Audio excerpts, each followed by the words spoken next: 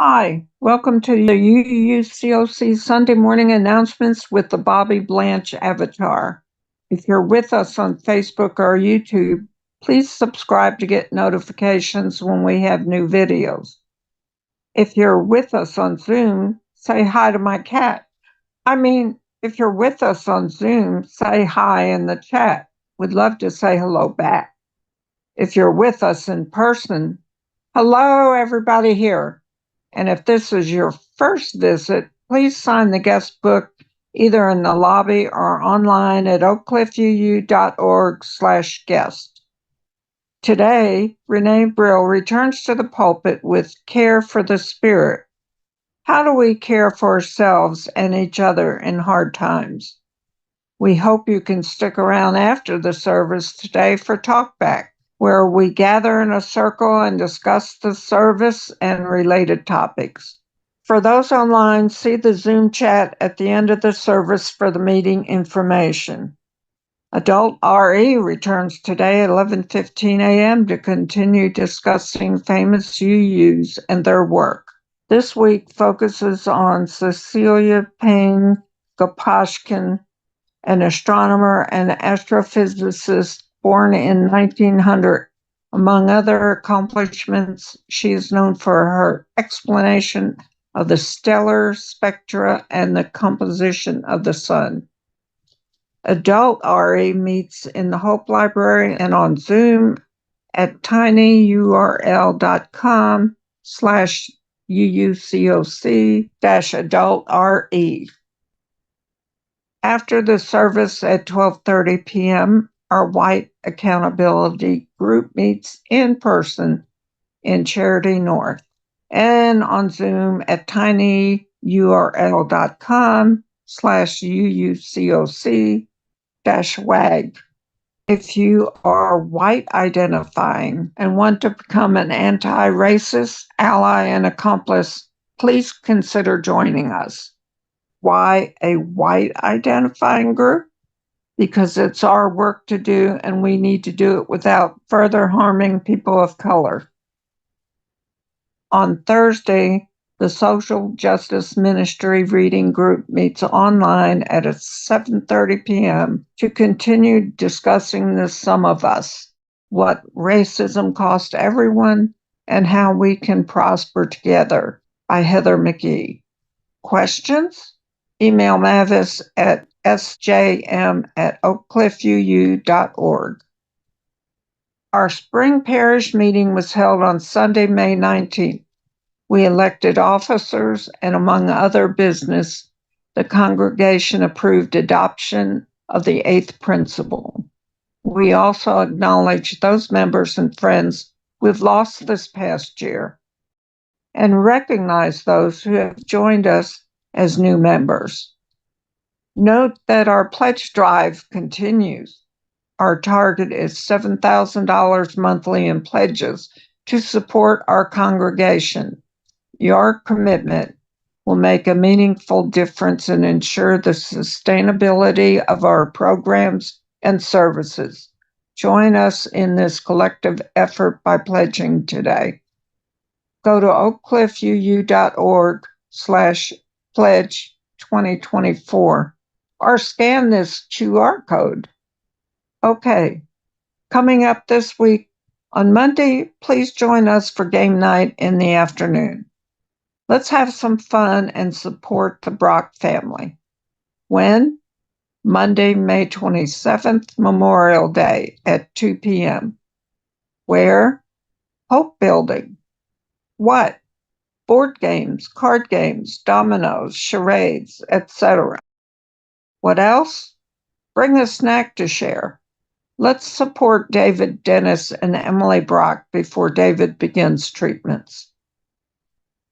Mark your calendar for a special event on June 4th at 7 o'clock when our first Tuesday Social Justice Film Festival will screen Barbara Lee, Speaking Truth to Power. This powerful film presents an intimate portrait of Congresswoman Barbara Lee, a pioneer on behalf of racial and economic justice, and the lone voice in opposition to the authorization of military force after the September 11th attacks of 2001. The First Tuesday Film Festival is co-sponsored by the Dallas Peace and Justice Center, and we screen films in the church sanctuary that focus on an important social justice issue once every quarter. We always hope that you will leave inspired and ready to hit the road in your own quest for a better world. More information on all of this can be found in the weekly e-blast. Not receiving the e-blast? Just sign up at oakcliffuu.org/enews or scan this QR code. It's that easy. As our AVIT guy, Scott, says, don't forget to check your spam folder and to make sure that news at oakcliffuu.org is in your contacts. May has always been a busy month, and we're celebrating multiple member anniversaries. Rita Jackson joined UUCOC on May 7, 2017. Eric Wallace joined May 7th of 2023. Marie Howell joined May 17th of 2015. And Leah and Tyler Pittman became members on May 18th, 2014. Woohoo! That's it for now. Thank you for joining us, and I hope you have a great Sunday. Let us light our chalice and begin our sacred work with this prayer from Reverend Linda Susan Ulrich, a minister, writer, musician, and activist dedicated to the radical inclusion, deep collaboration, and courageous kindness. We seek our place in the world and the answers to our heart's deepest questions. As we seek, may our hearts be open to unexpected answers. May the light of our chalice remind us that this is a community of warmth, of wisdom, and we welcome multiple truths.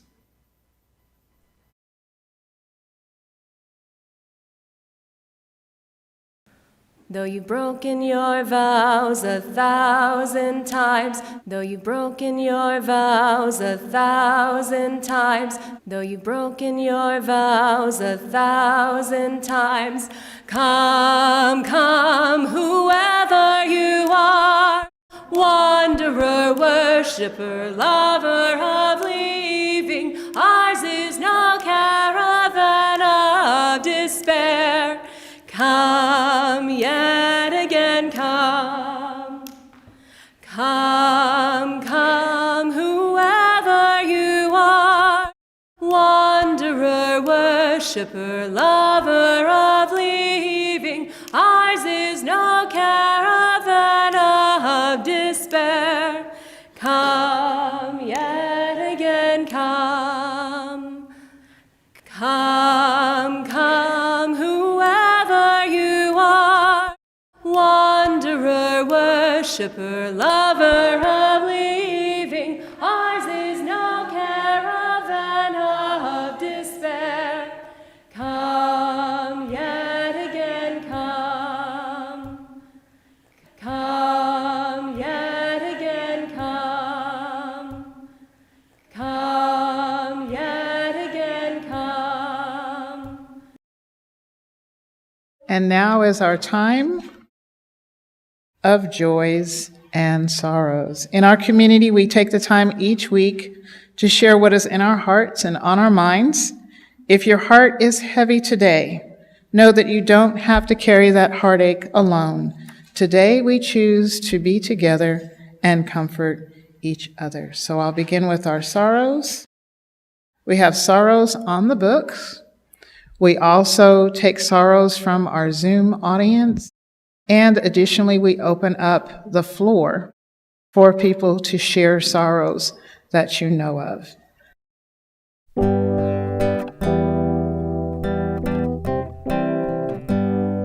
When when I breathe in. I breathe in peace when I breathe out. I breathe out love when I breathe in. I breathe in peace when I breathe out. I breathe out love.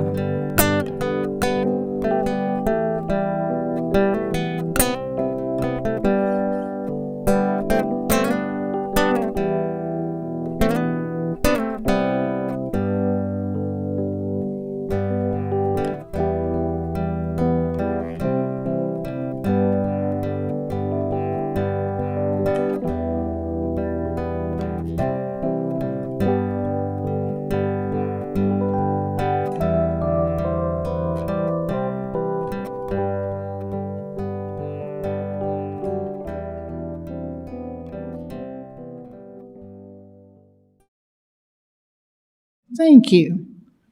And now we will shift into sharing our joys. We also share our joys with one another, knowing that joy calls unto joy, amplified. So on that note, again, please feel free to share your joys. I will first read them from the book as they were written today. Following that, Sherry will check the Zoom, and she will also have the microphone ready for us to share our joys here publicly. Welcome to the UU Church of Oak Cliff.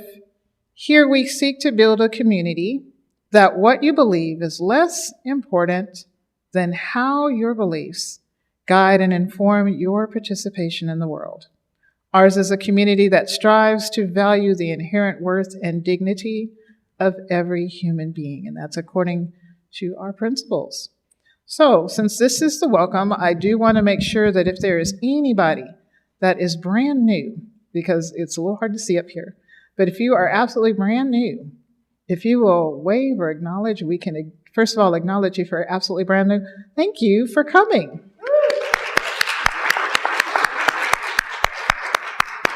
Welcome, welcome. We do appreciate you for choosing to join us this morning, and we hope that we can add to your life some elements of joy and positivity that you can carry with you this morning and take with you. That was off script, but nonetheless, we're happy to have visitors. Welcome. All right, so, and to our returning visitors, we are so happy you have joined us again. We know that your time is precious, and we're honored to have you here today. And I will go off script because there's particular honorees we will acknowledge today. We would like to extend a warm welcome to anyone who is joining us for the first time. And we recognize the bravery it takes to come to a new place. And I was so excited I said that already.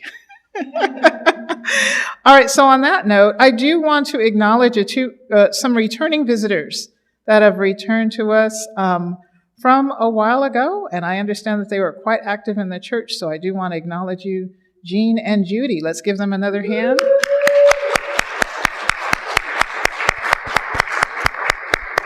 And if there are any other returning visitors or longtime members, if someone could just wave at me, we make sure that we acknowledge and honor everyone. All right, so therefore, and then, of course, we honor everyone who is here on a regular basis. Thank you as well for being here and taking your time out Sunday morning. All right, our next order is our covenant. So right now, if you would join me now in our covenant introduction. Ours is a covenantal church, and that is Latin for come together, meaning a solemn agreement or promise from the heart regarding the course of action between parties. The practice of promising to walk together is the core of our faith. Simply put, it is a guide for behavior we expect from ourselves and from each other. We're bound together by these promises we make to one another, and therefore we recite our covenant during each and every worship service. Because we love one another, we honor each individual's spiritual journey. We celebrate life's abundance in service to each other, our community, and the world. We connect with each other in love, respect, and acceptance. Thus do we covenant together. And we take a moment now. Will you join us as we recite that covenant in Spanish? Porque nos amamos uno al otro, honoramos el viaje espiritual de cada individuo. Celebramos la abundancia de la vida en el servicio entre sí, nuestra comunidad y el mundo. Ponemos en contacto a unos con otros en el amor, respeto y excepción, así que hacemos pacto. Thank you. Good morning. This morning, I'd like to start out with a meditation. So if you would take a few moments to get comfortable in your body, in your chair, or on the floor, if that's what is most supportive to you right now. And as you're ready, take a deep breath in and breathe out. In and out. And one more time. In and out.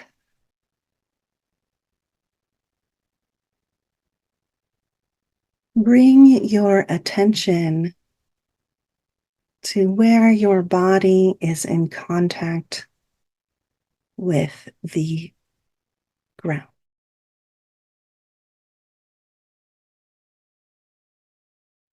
Imagine roots growing from you deep into the earth.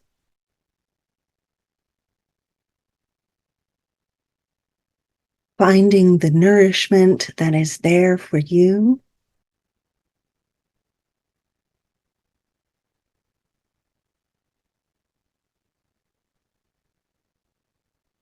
And drawing it up into your body.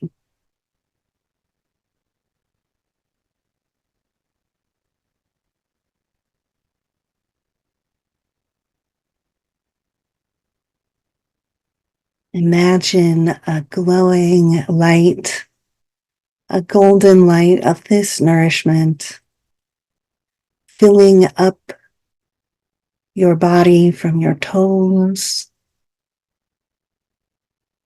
and your feet, spilling up into your ankles, up your legs to your knees, filling your legs up to your sit bones with golden, beautiful light.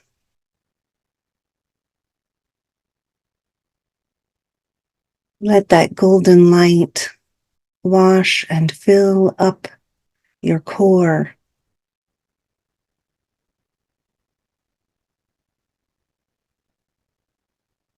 Up through your stomach,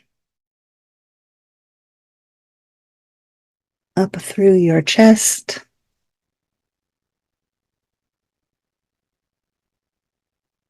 up to your shoulders and spilling out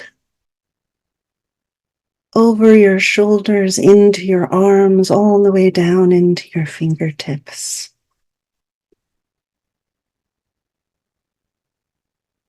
A beautiful, bright, warm, comforting glow.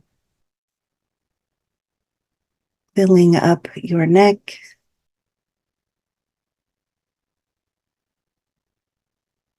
up to your chin, your mouth, your nose, your ears, your eyes, and up through the top of your head. Your whole body glowing with nourishing light.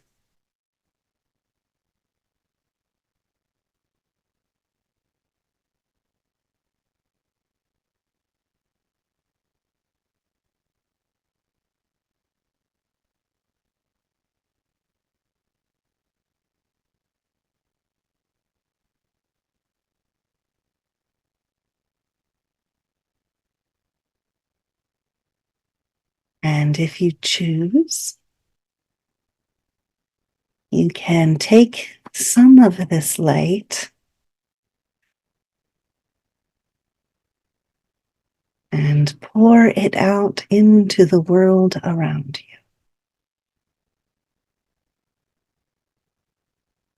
Send it to places that you know need nourishing, healing, hope, remembering to keep some for yourself.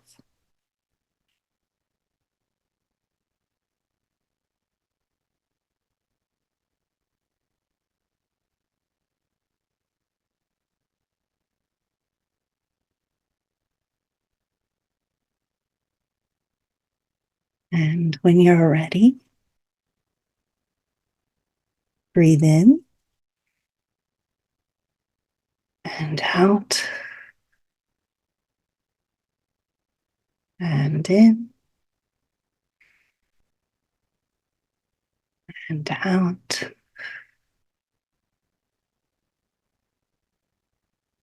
And one more time, in and out.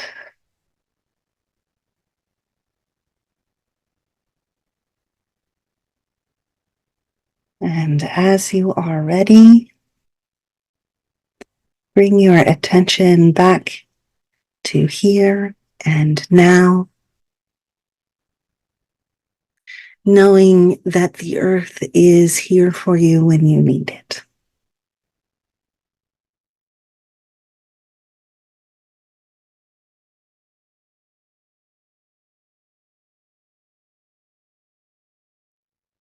This morning's topic is a request.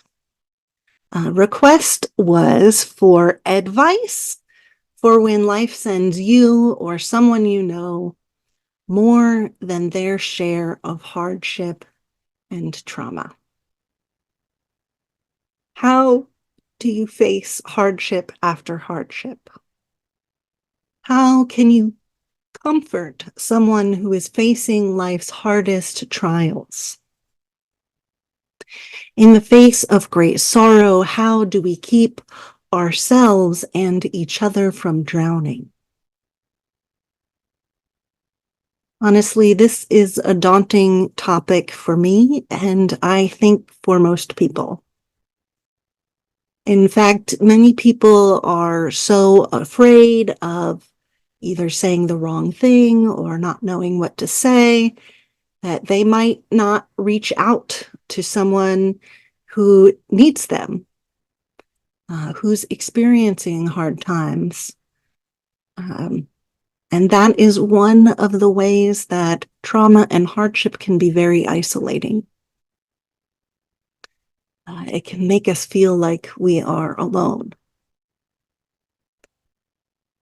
And I think that many of us have had an experience of receiving words of comfort that were less than comforting. I do think that it's better to try to connect with each other than not. But I wanted to start with some things that, particularly for Unitarian Universalists, might be less than helpful. Every cloud has a silver lining. God has a plan and a reason for everything. They are in a better place. Or this isn't our real life. Our real life is our eternal life in heaven. The more you suffer in this life, the greater your reward will be in heaven. Or you are working through your karma from a past life. Or if you had a more positive attitude, you would stop attracting negative things to yourself. Or maybe a nicer way of saying that is, if you want your life to get better, you need to start thinking happy thoughts. I've also heard we attract what we need to grow and learn from. And it might seem helpful and well-intentioned, but some phrases like, tell me if you need anything, call me anytime, or I know just how you feel, can be not the connection that we're looking for, or a way of offering help that's not likely to be accepted. I think that a lot of what is commonly said to people during hard times is either not especially helpful or not especially kind. And this is particularly true if the person who's offering comfort comes from a different faith tradition than the person who is receiving comfort. Now, that list of condolences or advice or comforting words, there are some words there that you might actually find really comforting, but that might not necessarily be comforting for someone else. And it's fine and wonderful to be comforted by any one of those words. But as a faith tradition where we all have different specific theologies about the nature of good and evil and where they come from and what happens after you die, some of those things might fall flat for ourselves or for some of our friends. What is comforting to a Christian might not be comforting to an atheist or a pagan, and vice versa. Or maybe I really do believe that every cloud has a silver lining. That doesn't necessarily mean that I will find that comforting in the moment when I am still living through the hurricane. And it also might not mean that I want to hear it from you in that moment. I want to remind myself. So what is helpful? Well, the answer to that question is going to vary from person to person. But I do think that there are some basic guidelines that we can follow or can steer us in the right direction. First, every person has their own process, their own needs, their own context, but it is still useful to connect with other people who have been or are going through a similar experience. It can help us to feel less alone. People who have been through it before us can also have some useful tips and tricks. This is especially true for patient support groups, which can often offer advice on both living with an illness and navigating the cure for the illness, and as well as navigating the issues that come along with our healthcare and insurance systems. Support groups can also help us recognize when our hardships are systemic issues which require a systemic solution. If it seems like quite a lot of us are experiencing joblessness, that might not be an individual failing of mine, but rather a natural consequence of the way the economy is organized. If there's quite a lot of people in my neighborhood who seem to be coming down with the same kind of cancer that I do, well, that is something that probably needs some following up on. But it's important and useful to remember that we're not alone. And I think that being with other people who are experiencing similar issues can help us remember that hardship is not caused by our own personal failings. It is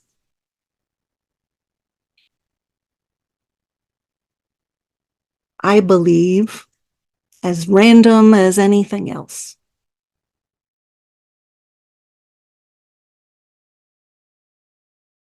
Support groups can also help connect us with resources beyond what our doctors or therapists or community is familiar with.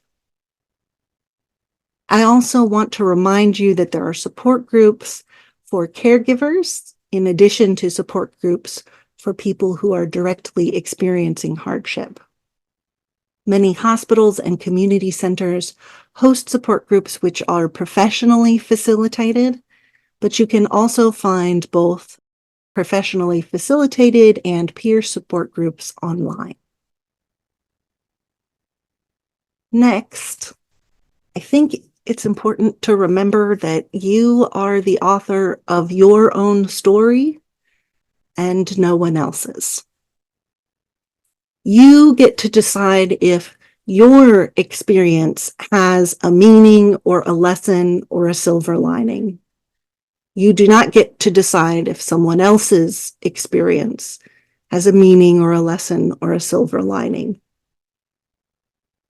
And even if it does, they will find it without your mentioning it. It is their meaning and their lesson to find. Moreover, when you try to assign meaning to someone else's experience, you are denying them the agency to tell their own story, denying them an opportunity to process their own experience.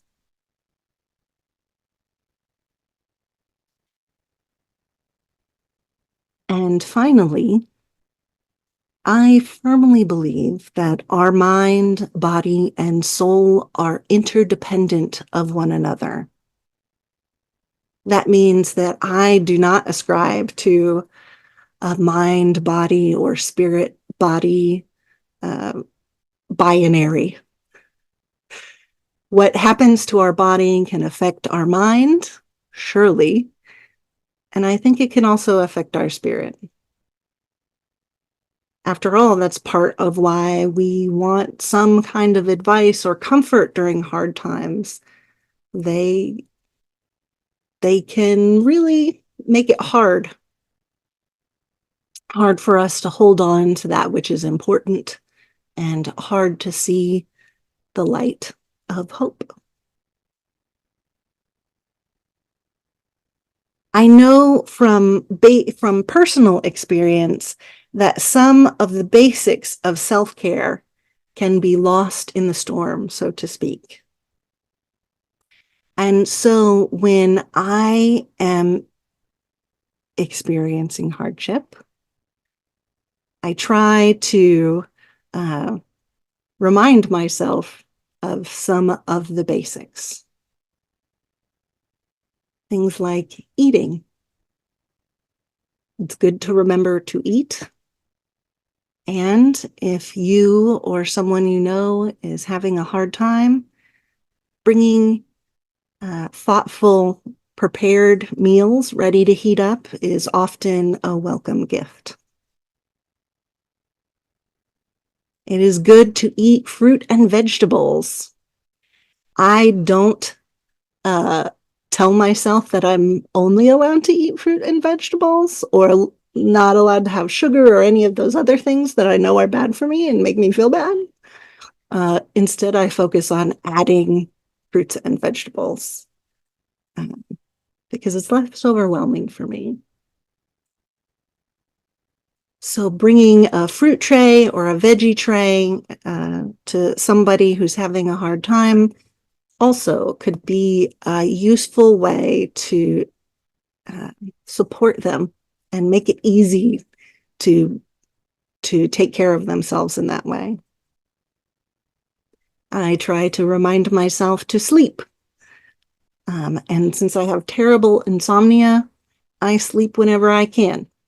So if I'm tired, I go to sleep because I don't know if I'm going to be able to sleep later.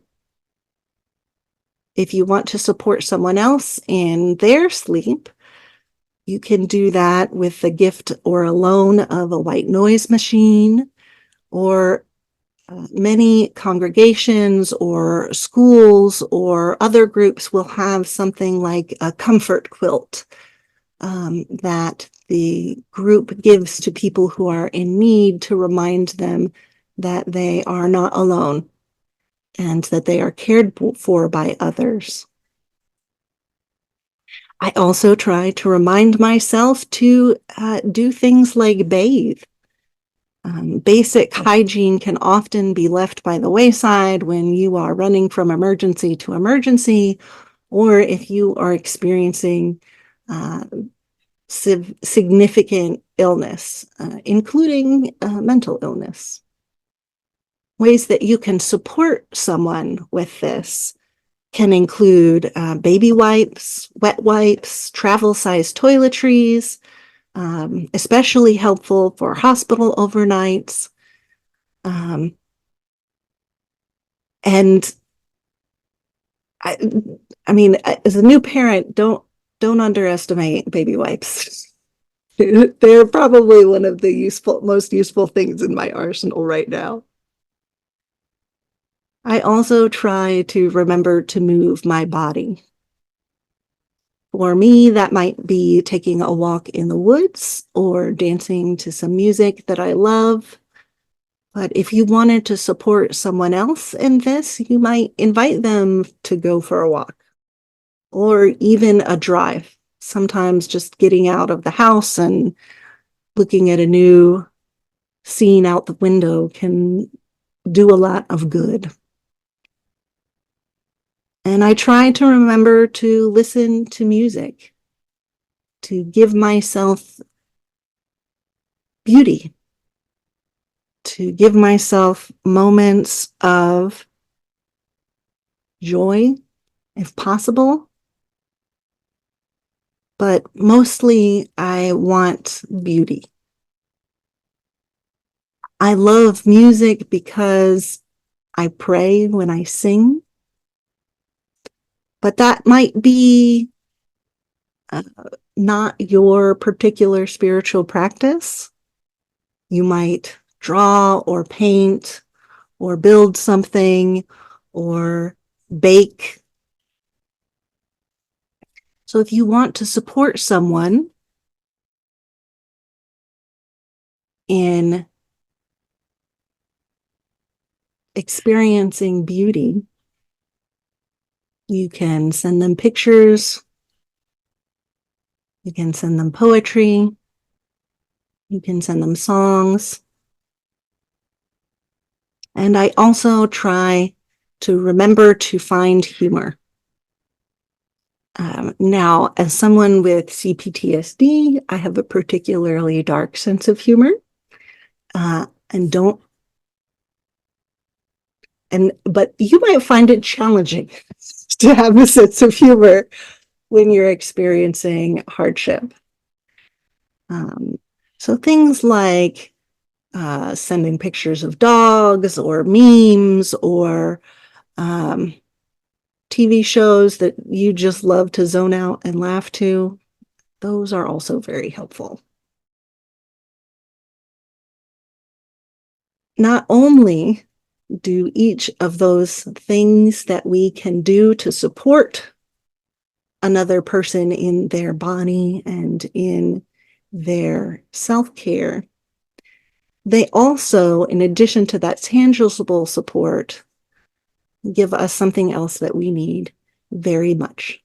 And that is a reminder that we are not alone, that we are loved, that we are cared for, and that there are people who want to help. With that in mind, I think that one of the most important things that I have done while I have been fighting life's hardest battles for me is to intentionally spend time with others. Now, this is a really big challenge for me because my instinct when things get bad is to retreat and disappear and wrap myself in a cocoon and be a burrito. And to be a burrito for a very long time. I don't find that helpful for me, although there are some times when I'm so overwhelmed that it is necessary to spend some time quiet, alone, with no stimulation. It's really, really important for me to make sure that I am not alone, emotionally as well as physically. So here are some good questions for you to ask your friend who is experiencing hardship. What time can I come over? What time can I bring by food or a sound machine or baby wipes? Would you like to take a walk with me tomorrow afternoon? Would you just like someone to sit with you?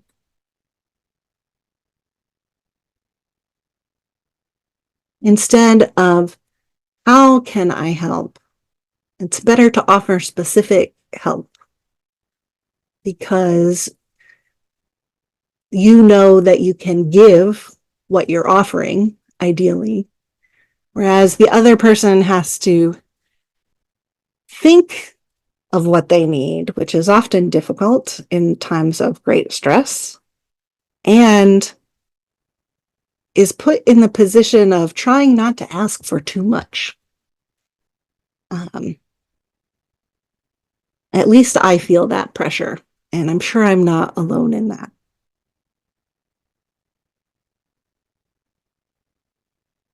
I genuinely believe that one of the most important things that keeps me keeping on is this congregation and our faith journey together.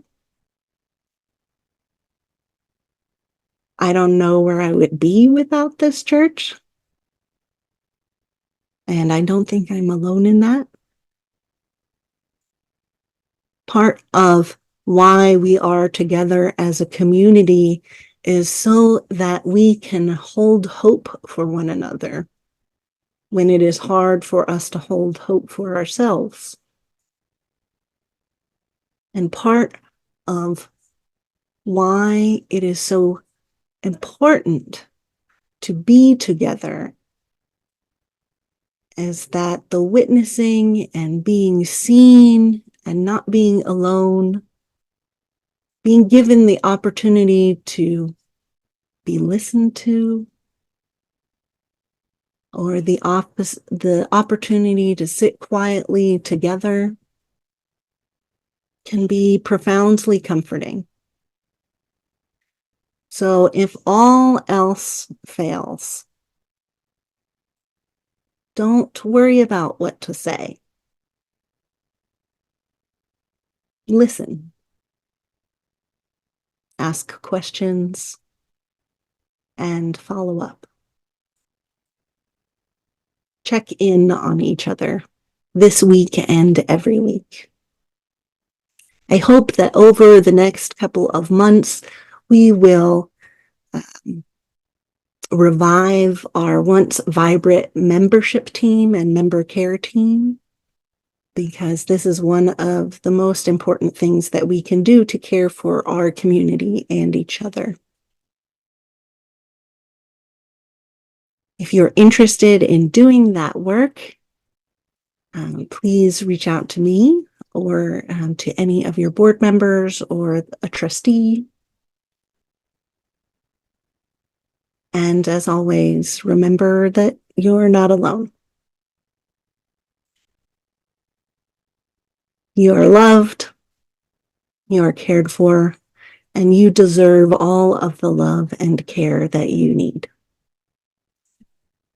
Amen, Ashe, and blessed be.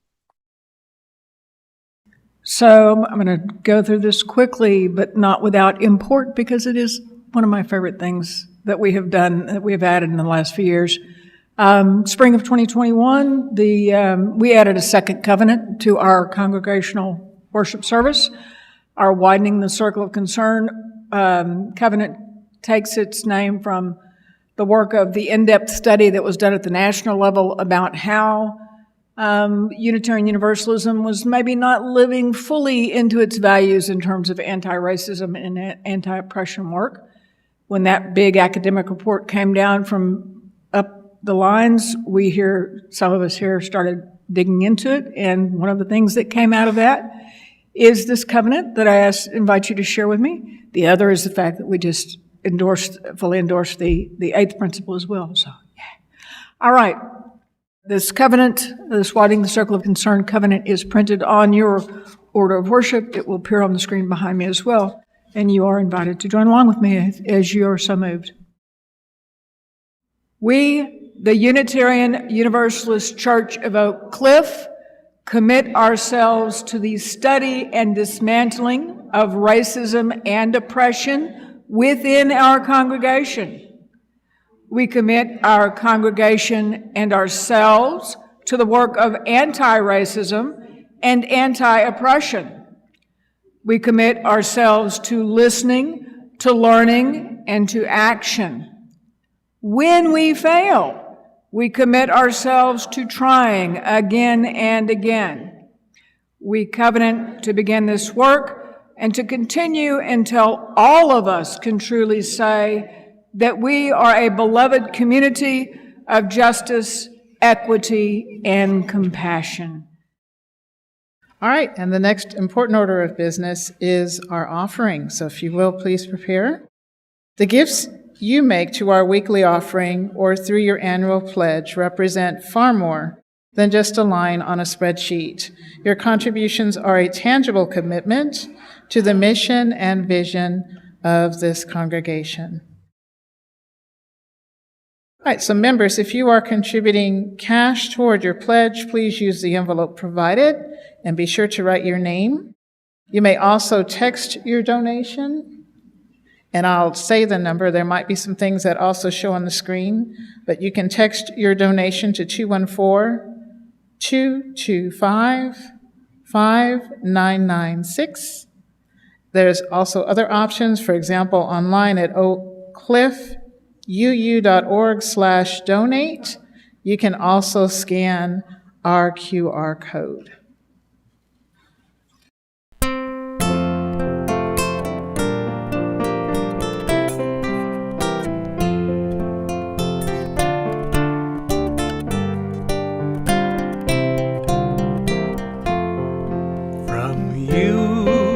Receive, to you I give, together we share, and from this we live.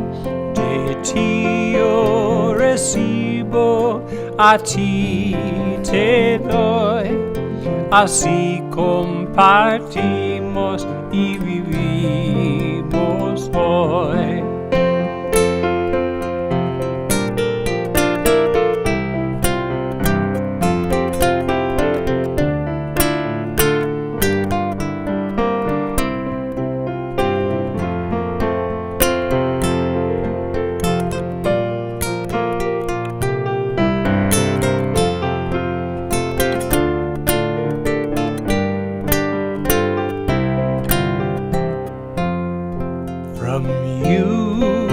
Receive, to you I give, together we share, and from this we live.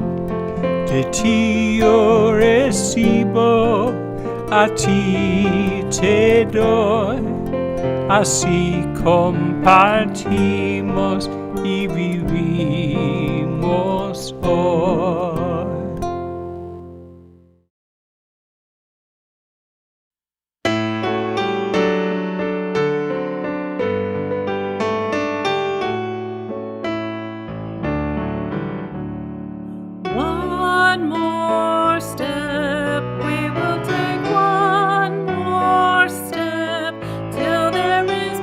For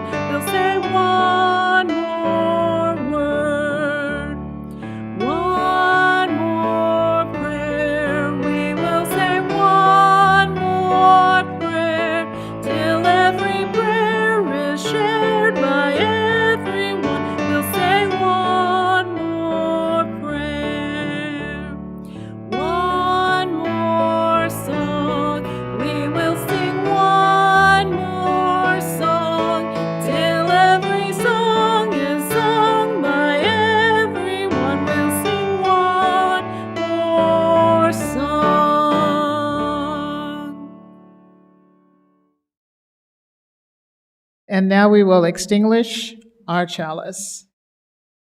We extinguish this flame, but not the light of truth, the warmth of community, or the fire of commitment. These we carry in our hearts until we are together again. Now in Spanish. Extinguimos esta llama, pero no la luz de la verdad, el calor de comunidad o el fuego de nuestro compromiso. Estos los llevaremos en el corazón hasta que estemos juntos otra vez.